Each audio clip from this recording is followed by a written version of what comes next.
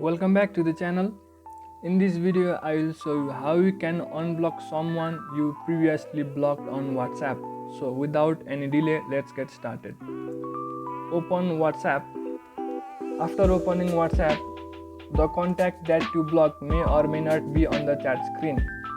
So tap on the three dot on the top of your screen and go to settings.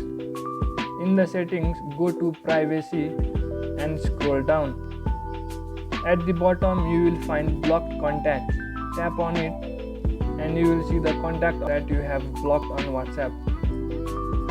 If you want to unblock anyone, tap on that specific contact and tap unblock in the next screen.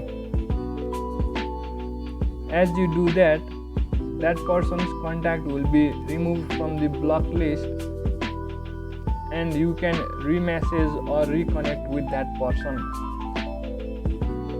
So in this way you can unblock anyone that you have previously blocked on WhatsApp. Thank you for watching the video.